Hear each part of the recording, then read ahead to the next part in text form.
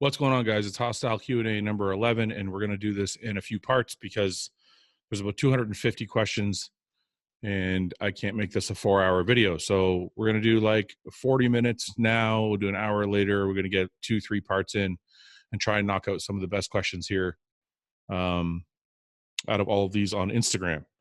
If you guys want to leave questions, don't leave them in the comments section below. Go on my Instagram, follow me there.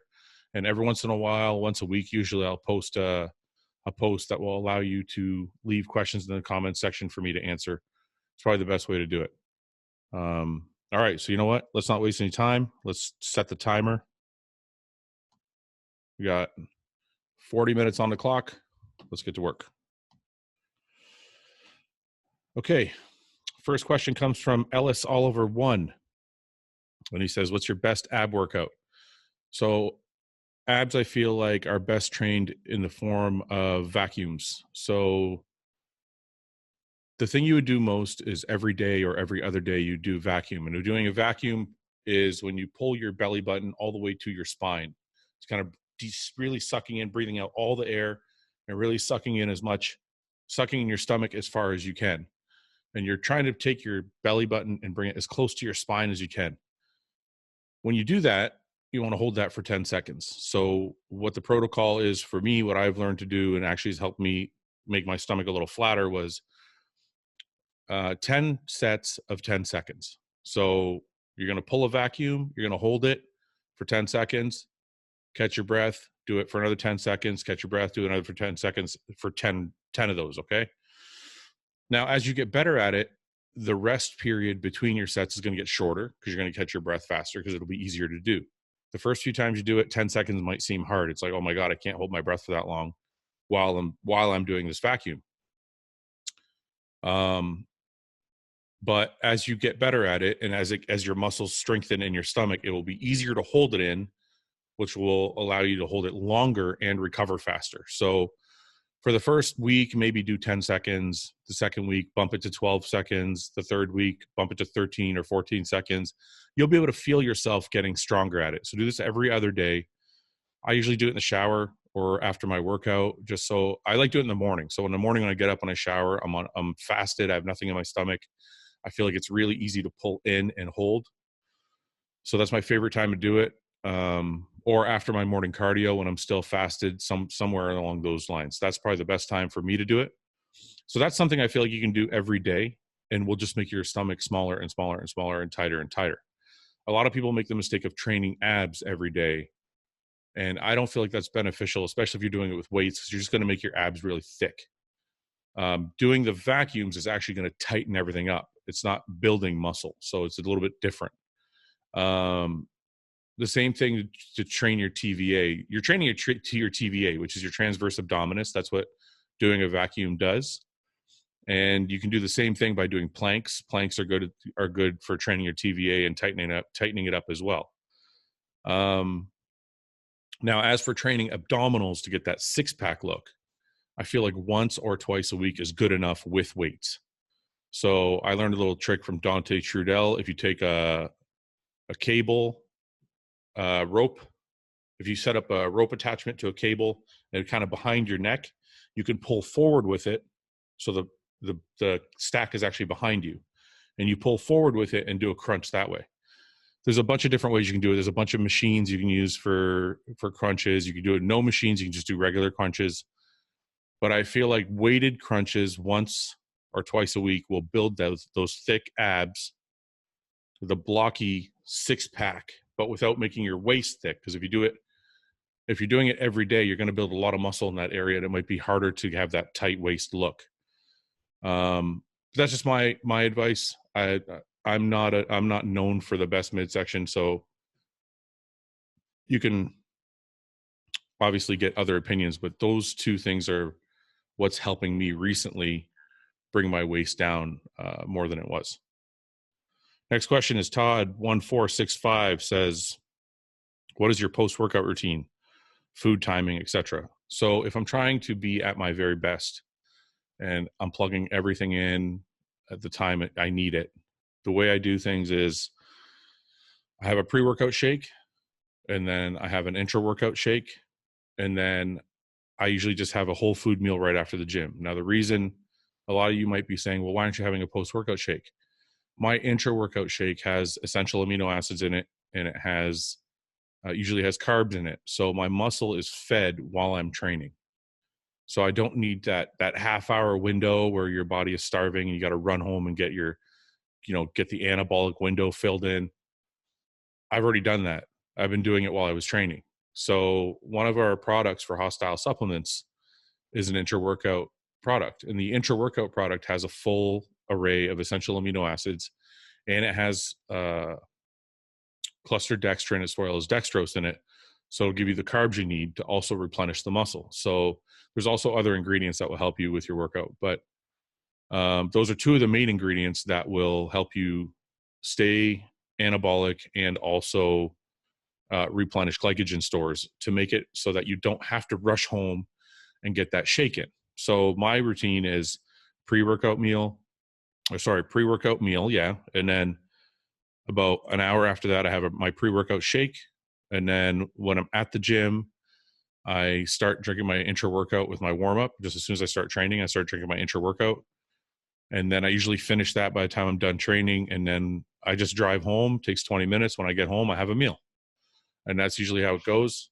It's always worked for me. Now, if you don't have an intra-workout shake, then you're going to do your pre-workout shake. You're going to train. And when you get home, you're going to have something similar to the intra-workout shake that I have. So you're going to have something like 30 to 50 grams of a simple carb of some sort, like a dextrose, a Vitargo, a clustered dextrin, high branch cyclic dextrin. And you're going to do a little bit of protein with it. So a good ratio would be like a 2-to-1 carbs to protein. And that's it. You're going to have that shake. And then half an hour after that, 45 minutes after that, you're going to have a whole food meal. I personally don't like that. I like to just get it in while I'm training. That way, when I get home, I can just take my time and make my food and I'm ready to eat. I don't want to go home and drink a shake and then eat right after. It doesn't feel normal to me. So it's going to be individual to the person. Boston Bavcon says, favorite season and why? Spring, summer, fall, or winter? Probably spring. It's warm enough I can drive my car. Some of you don't know, I have a Corvette Z06. It's put away for the winter. But in the springtime, I get to take it out. So that makes me happy. And after a long winter, it's nice getting the sunny days and the snow and shit is off the road. And I think spring or fall. Summer's too hot for me. Spring or the beginning of fall when it's not too cold yet, but it's just starting to kind of mild. Those are my favorite seasons. I feel like we're on a date. Somebody's anyway. Morrison Mass says, in-depth look at what we should be looking for in our blood tests, good things and bad. Blood work is pretty simple, man. I know it seems complicated, but it's not. The most important things you want to look for, and you should just go over them with your doctor to clarify. Okay, I don't think anybody should get blood work done and look at it without a professional or somebody extremely knowledgeable looking at it with them and telling them what's what. Because your bro at the gym it's not hard to know what your liver enzymes are or your kidney or whatever, right? You can figure those out eventually.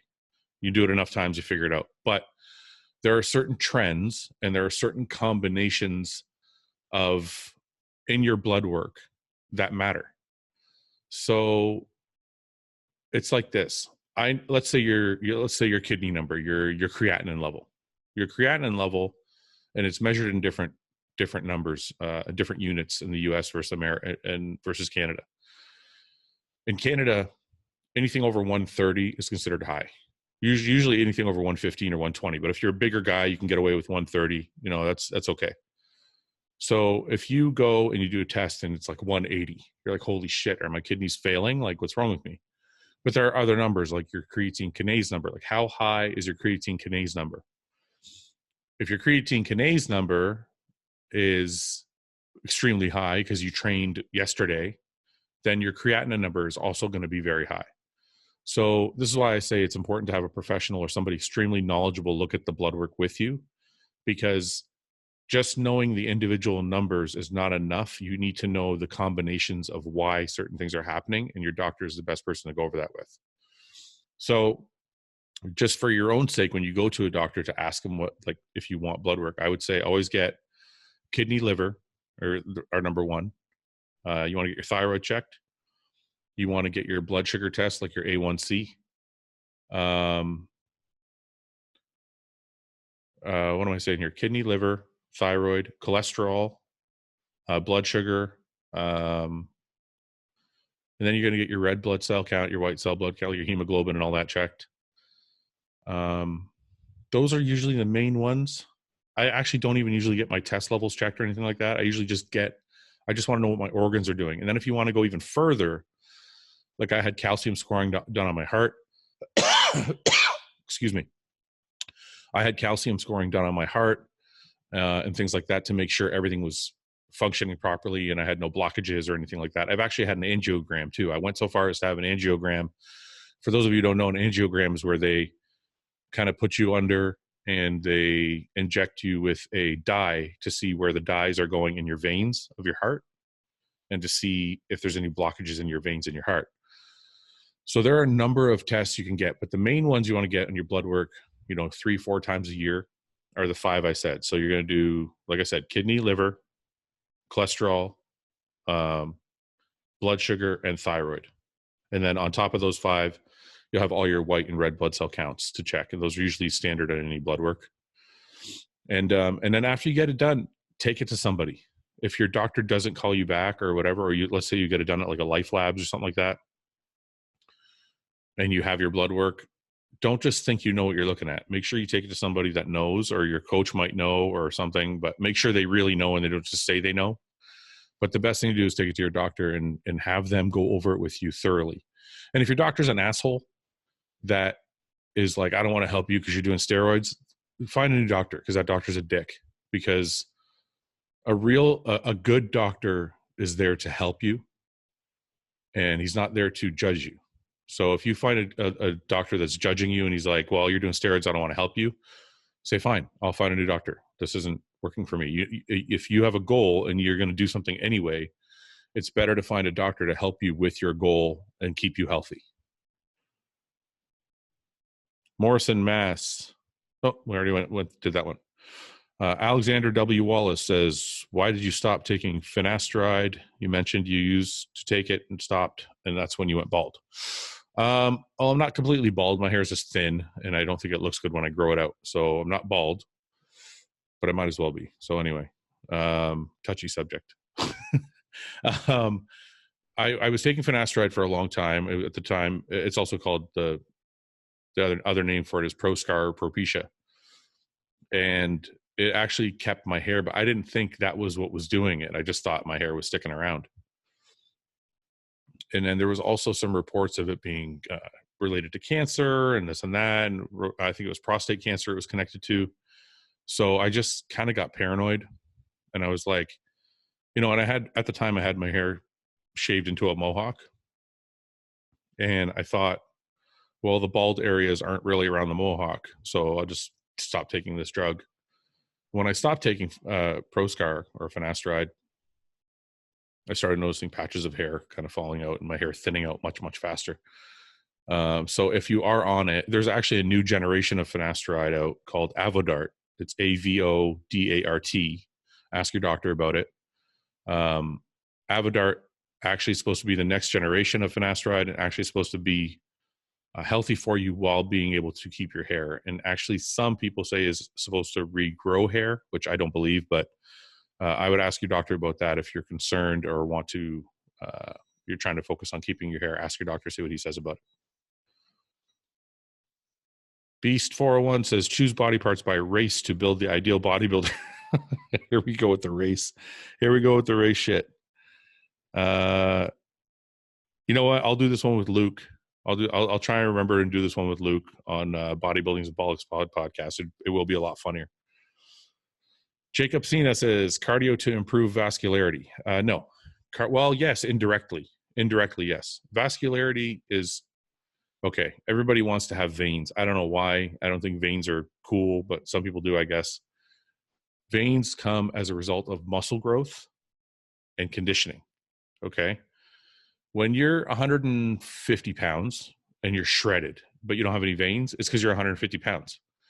The veins are there. It's just as you build muscle, as you grow, the veins get bigger. Okay, your veins get thicker, and they're more pronounced. Well, you can see them more. Okay, so you need more muscle, number one, to see more veins. But that's not the only thing. That's one aspect. Okay. The second thing is conditioning. If you're not lean, you're not going to see veins. It doesn't matter. It doesn't matter how big you are, how small you are. If you're 15% body fat, you're probably not going to see a lot of veins. You might see like this bicep vein right here. I'm chubby right now. This vein will always be here, right? But if you're just starting out or you don't have a lot of muscle and you're 15% body fat, you're not going to see any veins. Okay. The last thing is genetics. Genetics play a major part in how vain you are. I mean, it's very simple. Look at Frank McGrath, just like a road map, veins everywhere. They're just crawling, right? And then you look at somebody like Dexter, no veins. So there's a genetic component, there's a conditioning component, and there's a size of the muscle component. So you need all three. And when I see people saying like, oh, I'm going to eat this thing or eat this simple sugar, I'm going to eat this, and it brings the veins out. I mean, yeah, it does, because you're taking in a simple sugar and it's causing, glycogen stores to push the muscle, which will push the veins against the skin. But you have to have the size and the conditioning for those veins to appear. So always remember that first. If you want to be vascular, you got to be shredded. Okay, that's one. And if you want to be vascular, you want to be really vascular, you got to have a lot of muscle, and then it'll show. P. Guerrero 03 says, have you ever had surgery on a hernia, and how was the recovery process with training? Yes, I have. I had 2 hernias. I had them repaired at the same time. I had an umbilical hernia, and I don't know what the other one is, but it was a couple inches higher than my belly button in the ab wall. I had both corrected at the same time, but I had them done at the Cleveland Clinic by Dr. Gorskin. I think it was Gorskin is his name. I went there, and then after I went there, Chris Bumstead went there, Rami went there, Phil Heath went there, because the recovery is like a week.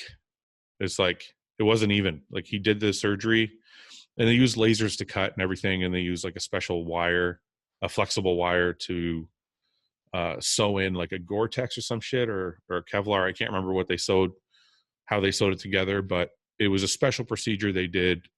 And they don't use knives, they use lasers, which means the healing process is a lot faster and less painful. So I was literally back in the gym doing leg press like a week later. Not super heavy. Like, he told me to start back like, moderate weight. But yeah, I remember like 3 or 4 days later, I was back in the gym. And then a week after, I was back in the gym training arms or something light. And then a week after my surgery, I trained my first leg day, and I was fine. So, but I paid a lot of money to get it done. It was like $7,000. I could have done the free healthcare thing here. One of the best hernia practices in the world is in Toronto. It's called Shouldice, SHOULDICE. But it was a 3-month wait, and it was also like a 2-month recovery. So the weight wasn't was such a big problem, and it was free. I mean, you can't beat free. But I didn't want to do the 2-month recovery afterwards, so I paid the money out of my own pocket, and I had it done in the U.S. So my recovery, I got in right away, and my recovery was done right away. So the whole process took 2 weeks. So those are your options. Strangest bodybuilding meal you've created, Matt Zilla says. This is really disgusting, but when you're dieting, those of you who've competed, you get to a point where anything starts to taste good if you're dieting right. If you're doing it right, things that you usually hate start to taste good, like fish. And like, I can't eat fish, but when I'm dieting, I can eat. I'm so hungry, I'll eat cod or pollock or sole or tilapia or whatever, right? It doesn't matter, even though I can't stand it. So same thing was kind of happening. And I'm like, okay, I was starting to put together different concoctions. And I felt like, for some reason, I felt like meatloaf. I don't know. I don't know why. And somehow I took one of those baking trays that you make like little banana bread loaves in, and I put oatmeal and ground beef in it. And I put it in the oven. So it was fucking disgusting. It tasted actually not bad in the moment. And actually, you know, it's funny if you guys have competed before, while you're eating it, you're like, oh, this is, you know what? This is pretty good. I think I'm going to make this in the off season. And I swear to God, as soon as I had like one bite of anything normal, I was like, that was fucking disgusting. I can't believe I fucking even made that shit. Who puts oatmeal and ground beef and tries to make fucking meatloaf? What the fuck was I thinking? I don't know. But yeah, when you're dieting for a show, you just make really, really strange combinations of things because you're trying to make stuff taste better. And you're trying to make like food interesting because you're so hungry. And you end up coming up with some of the weirdest shit possible. Benji, Ben Gibson, 83 says, I tried putting a mint in my mouth to, oh, fuck. Okay, I'm going to read this out loud. Sorry, guys. This was it was on the Bodybuilding Bollocks podcast. This guy's, I tried putting a mint in my mouth the other day, and then the night when my girlfriend was sucking me off, but nothing happened. Those of you who watch the Bodybuilding and Bollocks podcast will get that inside joke. And if you haven't watched it, man, it's straight nonsense. So some of you guys should check it out. Lepin97 says, when do you think a bulk goes overboard, and what do you look for?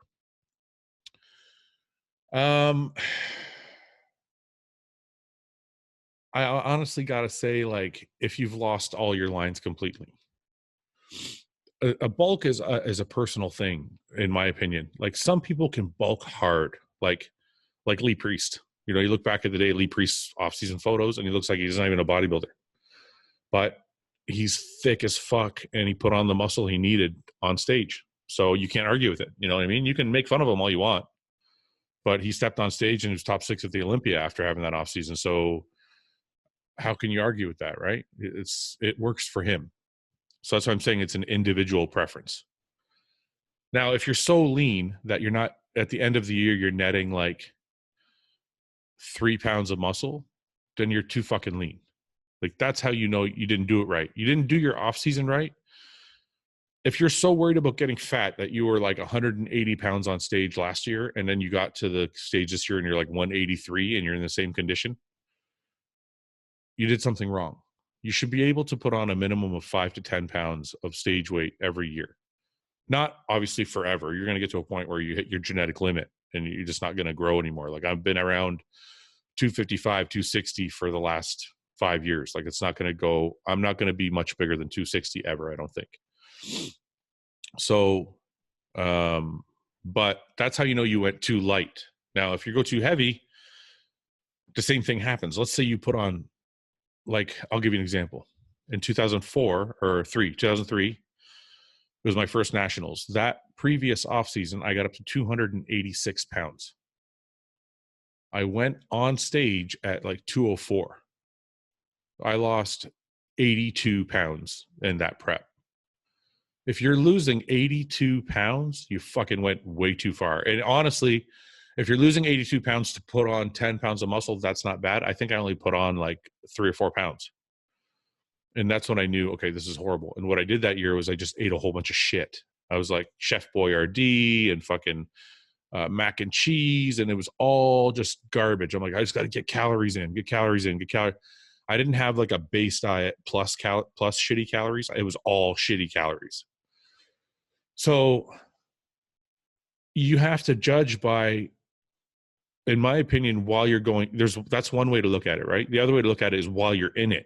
If you can't see any lines anywhere, like if you're so fat that like there's no line here between your like, I'm chubby right now, right? There's still some separation between the delt and the arm. There's still some separation in my chest. There's still some, you can still see some visible abs. Is my ass chubby? Yeah. Do I have love handles? Yeah. Is my back all fucking detailed? No. But you can see the outline of where things are supposed to be. And I feel like a good off season is when all of those muscles are really, really thick and they're all covered with a little bit of fat, but you can still point them out. Okay. If you're so fat that your back just looks like one sheet of skin and you can't see anything, no bumps, no bubbles, no detail, then you've got too fat. If your stomach is so out of control that you can't see any of your abs, you're too fat. Okay. So it's really just, you have to take progress photos every week is what I would do. I would weigh myself, but I would also take progress photos, because weighing yourself is important so you know you're growing, but the progress photos are also important so you know you're growing the right way. Okay. So every Saturday morning or something like that, get your girlfriend or boy, your boyfriend, or your one of your boys at the gym to take a photo of you, and then look at them every Saturday and go, okay, I'm bigger, I'm bigger, I'm bigger. This was my weight this Saturday. This was my weight in this photo. This was my weight in this photo. And you can see a progression. And if the weight starts to go too high and the detail in the photos is gone, you got to pull back a bit on the food, add some cardio, do things like that. Okay. There's a lot of different variables you can change to keep your weight, your fat in check while gaining muscle. And if you find a good coach, they can help you with that, but just don't get too out of shape. But that's such a hard term to use, because some people would look at me and go, man, you're really out of shape. And some people would look at me and go, man, you're really lean. So you have to have a set standard in your mind of how much weight you want to put on every week. Okay, I put on 2 pounds a week, 2 pounds a week, 2 pounds a week, 2 pounds a week, 8 pounds a month. Okay. 2 months later, I'm 16 pounds heavier. Do I look 16 pounds bigger, or do I look 16 pounds fatter? That's kind of how you have to judge. And if you're like, okay, maybe it's getting too much, I only should have put on 10 pounds instead of 16, then you go, okay, I'm going to scale back a bit on the carbs and just try and put on 1 pound a week. Okay. So, but then there's other ways to do it too. You could start an off season and go, okay, I'm going to put on 40 pounds and I'm going to hold it right there. I've done that too. I've done an off season where I was like, okay, I'm going to eat my way up to 300. It doesn't look that great, but I'm going to stay at 300 for like 8 months. And that 300 will get leaner after 8 months. You'll grow into your weight. So that's the other way to look at it too. So you kind of have to decide which way you want to go on this one. Lee Curry 514 says, how do you work out your calorie intake? I want to be, the best way to do it, in my opinion, is go online, look at the Harris Benedict, go to Google, type in Harris Benedict equation, and then just punch in your numbers. It'll ask you for your age, your weight, your whatever, and you'll type that all in, and it'll give you your calories, your basal metabolic index, which is your calories for the day, your daily caloric intake.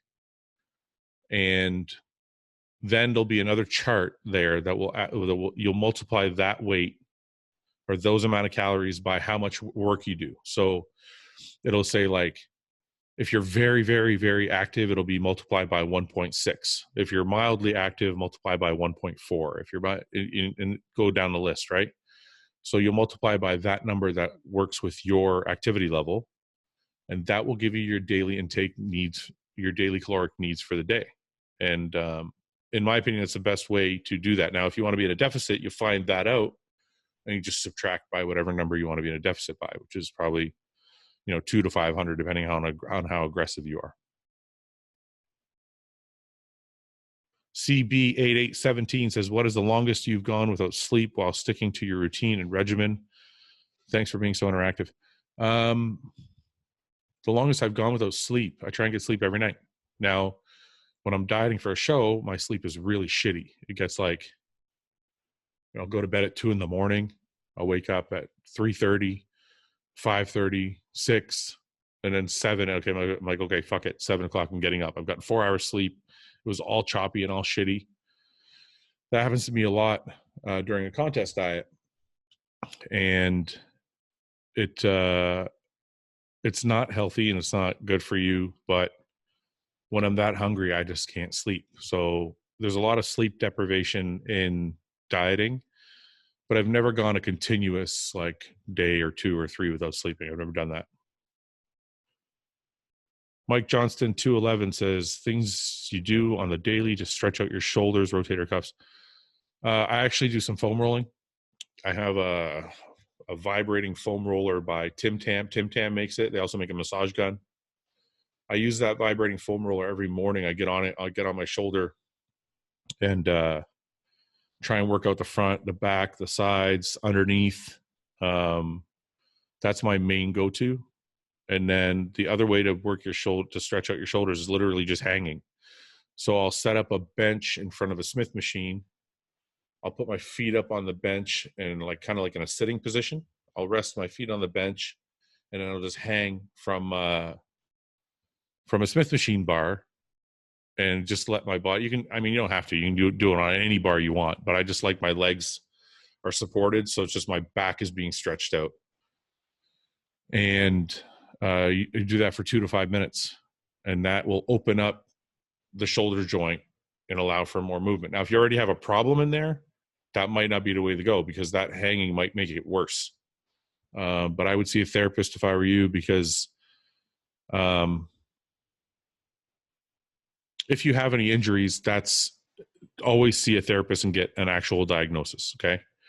If you don't, and you're trying to make sure you don't get injuries, do the hanging thing to keep your shoulders opened up. And then I like the foam rolling and the massage gun myself. Big Z Mac, from personal experience and other bodybuilders you've heard from, do PEDs shut your fertility down? I've heard mixed answers.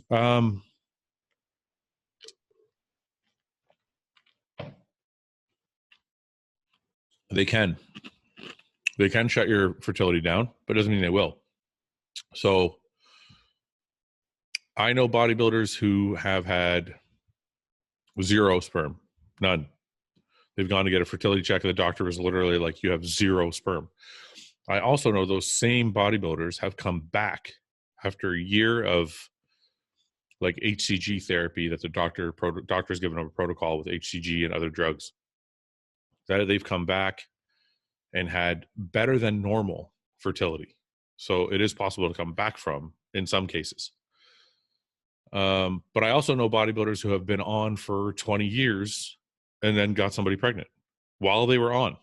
So it doesn't mean just because you're on a cycle that you can't get somebody pregnant. And it doesn't mean just because you're on a cycle that you're going to be infertile or going to have 0 sperm or whatever that, but there is also that chance.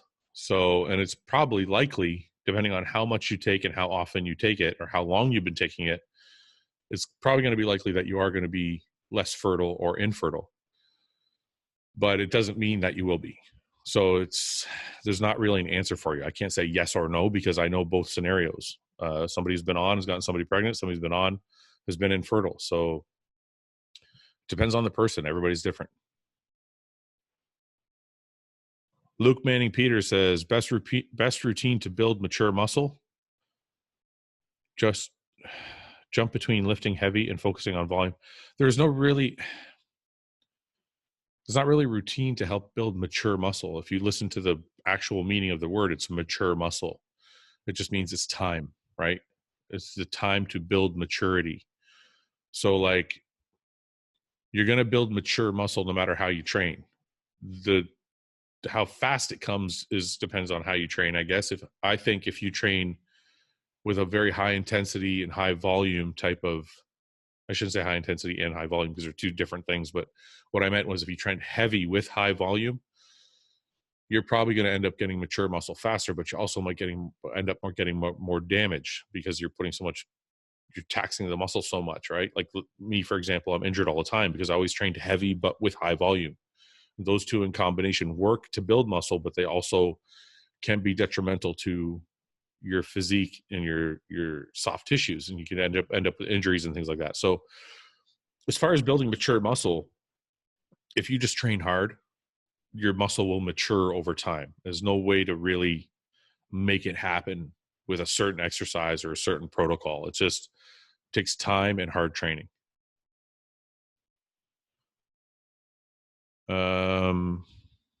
Chris Haynes 98 says, other than the fitness industry, what other hobbies do you gravitate to? Cars are I love cars. I love buying cars. I love modifying my cars. I love going to the track whenever I can. I love watching car shows. I almost actually decided to do a car show on my YouTube channel, which I still might. So yeah, so there's a lot of that's one of my main passions. I always wanted to be a race car driver, but I didn't grow up in a very wealthy family, so race car driving was not in the cards for me. Other than that, I like watching brutal nature shows about lions that kill fucking animals and bears that kill animals and shit like that. It's fascinating to me watching nature work and how brutal it can be. So those are my two. That sounds fucked up, but yeah, those are my main two hobbies. Dylan Crossina says, best advice you could give a starter aside from eating being the hardest part. Consistency.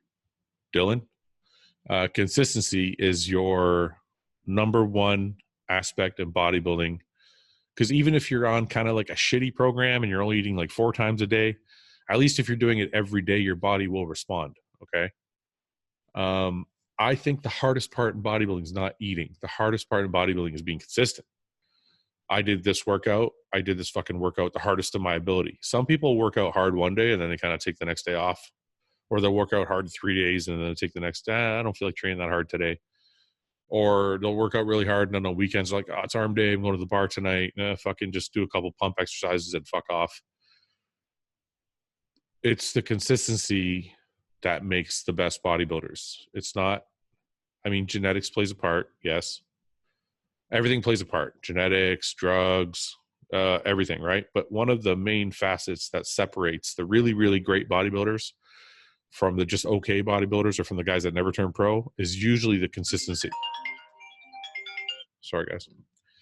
It's usually the consistency. It's usually the guys who become the greatest bodybuilders in the world are the guys who know how to take the time, set up their diets, set up their training schedules, set up their protocols, get their supplementation in. They know how to do everything on the clock every single day without skipping a beat.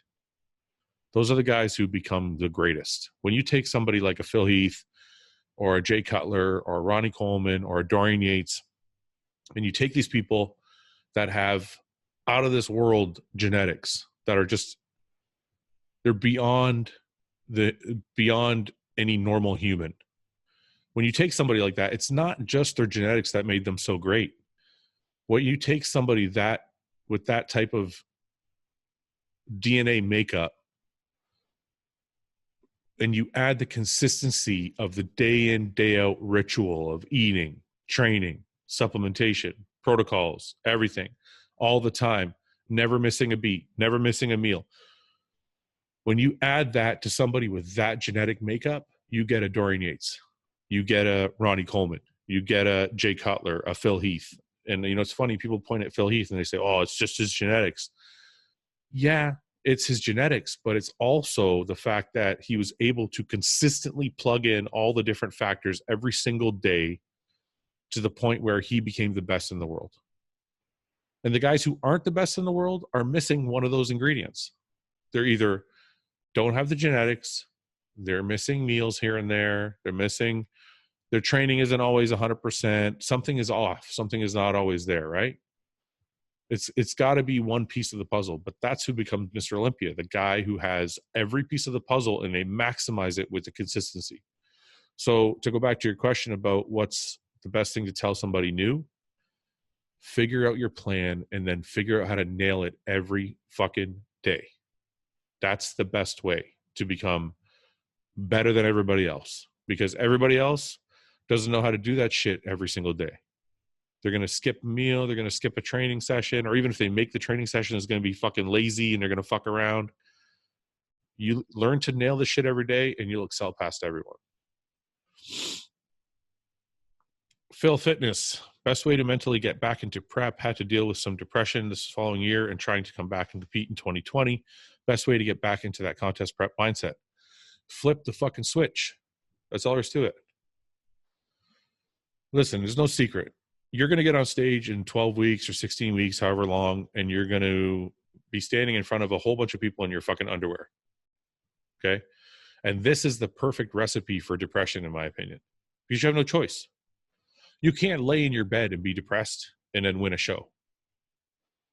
You have no fucking choice. This is what has to be done. This is the recipe. You have to get up. You have to do your cardio. You have to get your meals in. You have to get your training in. You have to fucking make sure you cook and prepare all your food, because you can't eat out. You can't eat at your mom's house. You can't eat at your girlfriend's house. You got to eat your food the way you prepared it every single day. You got to get all your cardio in. It doesn't matter if you're depressed, because no one gives a shit. I'm sorry to tell you.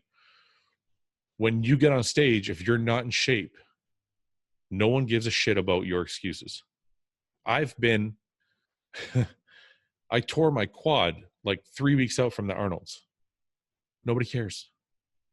At the end of the day, they might care in the first month. So-and-so was depressed and they didn't have a good time, and that's why they weren't in shape. They might back you up for a little while. But when the time passes, like a year later, nobody gives... That's my 40 minutes. Nobody gives a shit. Nobody cares that I tore my quad. Nobody cares. They're like, Fouad was sixth at the Arnold's and his legs look like shit. Nobody's going to remember that I tore my quad. The pictures that are out there are just Fouad with shitty legs. So when you think I'm depressed, I don't know how to get back into the mindset of competing, think there's going to be a whole bunch of people that are taking photos. There's going to be a whole bunch of people that are watching. There's going to be a whole bunch of people that are judging me. And either I have it or I don't.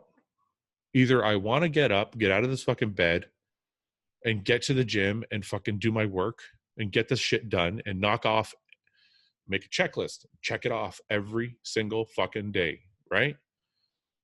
And I want to step on stage and conquer my demons.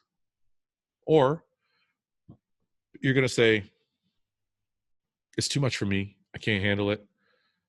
I don't want the criticism. I don't want to be judged. I'm scared. And I'm just going to stay in bed because it's easy and it feels good and nobody can judge me here and I can just hide under my blankets and that's all that matters. To me, the choice is easy, man. I've dealt with anxiety. I've dealt with depression. The best advice I've ever given anybody with anxiety, including myself, when I've had a talk with myself about it, or anxiety or depression, is get the fuck up. Get the fuck up and just go do what you're supposed to do. Nobody has ever gotten up out of bed and gone to the gym when they didn't want to, had a good workout, and then finished and been like, I wish I never came. No one's ever said that. If you get up and get yourself to go, and when you get there, you actually put in effort, you will always feel better. So as far as getting into the competition mindset, you have to ask yourself, do I want to win? Do I want to embarrass myself? Do I want to show people that I still have it? Do I want to prove to myself that I can conquer this thing? Because listen, man, one of the most beautiful things about bodybuilding is that it builds your character without you even fucking knowing it. Okay?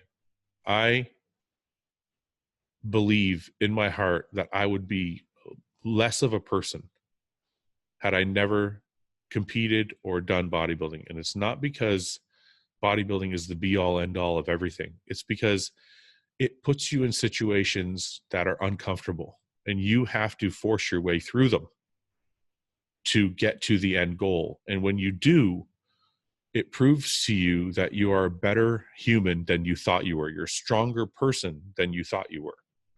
Because we all have insecurities and we all think we're weak at times, or I can't do this, or I can't do that. And when you tell yourself, look, I'm going to do this, it doesn't matter how easy or hard it is. And when you set a plan for yourself and it's 3 months long, 12 weeks, and you actually execute every single week the way it's supposed to be executed, and you get on stage and you finish, even if you don't win, but even if you tried your best the full 12 weeks, there is no better sense of accomplishment in the world, and nothing else will teach you how to finish, how to get through something like that, because it's going to be hard along the way. You're going to be hungry. You're going to have doubts. It's going to teach you to ignore your negative self-speak, which we do every day in every scenario. It's going to teach you that just because you're hungry doesn't mean you're going to die. It's going to teach you that just because your legs are tired at 35 minutes, it doesn't mean you can't finish 10 more minutes and do the 45 for cardio. it's going to teach you that you're a much stronger person than you ever thought you were. And that's very, very golden and valuable in this world when you channel that into anything other than bodybuilding. So my advice, if you have depression or you have anxiety and you're worried or don't know how to get started, just get fucking started. Get the plan in front of you and just execute 1 hour at a time, 1 day at a time, 1 week at a time. And before you know it, it'll be 12 weeks and you'll be like, I'm a lot better than I thought I was. And you'll be thankful that you did it. So, okay, guys, I got to go. I got to train legs, but I thought I would get this in before I go. We're going to leave that one there, but I'm going to try and get to more questions in part 2. So for now, that's it. Get your food in, get your meals in. Don't fuck around. Be very consistent with everything. Train hard and get back. And we'll do part 2 coming soon. Thanks, guys.